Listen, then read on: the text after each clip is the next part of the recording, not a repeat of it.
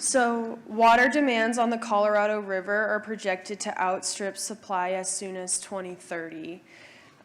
This is partially due to some of the effects of climate change or side effects of using fossil fuels, such as less snowfall, increased runoff, and prolonged drought.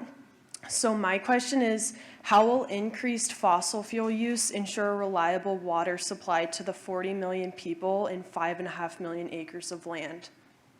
Yeah, so I want to just bring up again the method point of benefits and side effects and ignoring the benefits and exaggerating the side effects. I'm not talking about you, I'm just talking about this category of claim. And so what I want to notice with, if you think clean water, the first thing to think of clean drinking water is fossil fuels make it possible for so many of us to have clean drinking water in the first place, and low cost energy more broadly, that gives us the potential to create clean drinking water under almost any circumstances. So for example, Israel right now has been a leader in desalination technology, so taking salt out of seawater and making it drinkable, and that's actually improved their relations quite a bit with their neighbors because they've been providing a lot of clean water to people. And what this shows is that if you have low cost energy, you can have machines to improve your water. So with water and anything else, even if there was a side effect, you'd have the ability to deal with it. But the specifics of this is, it is not at all, I forget exactly the group of things you mentioned. We mentioned increased drought and some other things.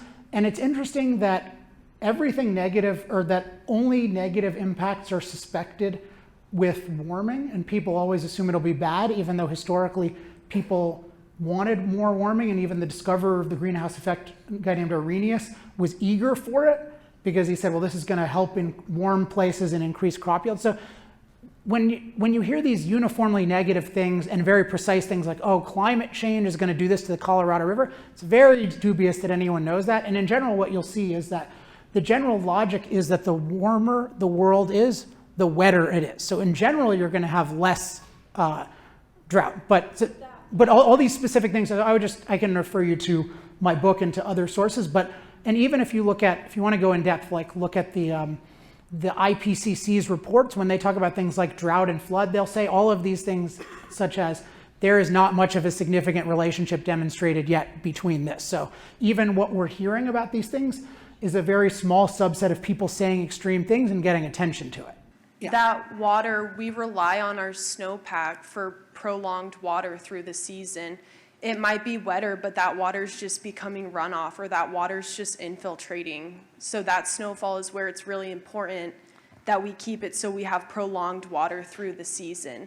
That's a problem that we struggled with in 2018 in Grand Junction. And that's when the DCP was created. What? The drought contingency plan. Okay, so there's, whatever the specifics are, so I want to just point out that what we're talking about, so the question is, so there's one question of, are these cause and effect relationships at all established? And I would say almost not at all. But even if they were established, what is the solution? If you're talking about rapidly eliminating fossil fuel use for billions of people, that's going to ruin every aspect of their lives. So what I want to just stress most of all is that we need to look at the full impact of everything, including the full impact of policies. You can't just say, oh, I heard there's this side effect and I would like the snow to fall in the exact way it has in the past, and therefore I'm going to restrict fossil fuels, and then the snow will be guaranteed to do this.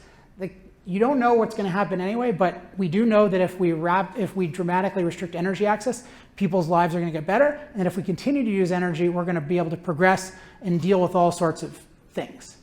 So I'm not. Have access to water. Well, no, you can create, no matter what, you can create access to water if you have energy. If you don't have energy, then almost no one is going to have access.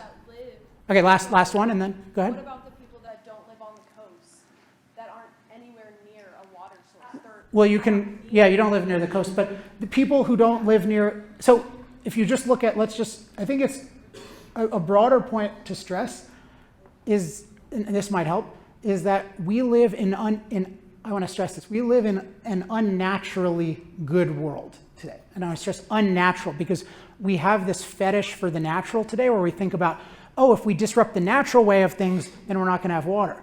Wrong. We only have a lot of water by disrupting the natural way of things. The natural way of things is not good for human flourishing. It has potential, but it's not nearly good enough. We need to dramatically transform our environment. So we have an unnatural level of access to water, in large part because we have low-cost, reliable energy. So the water, so if you think about people who have less access to water, those are not people who live in a specific place, those are people who lack energy.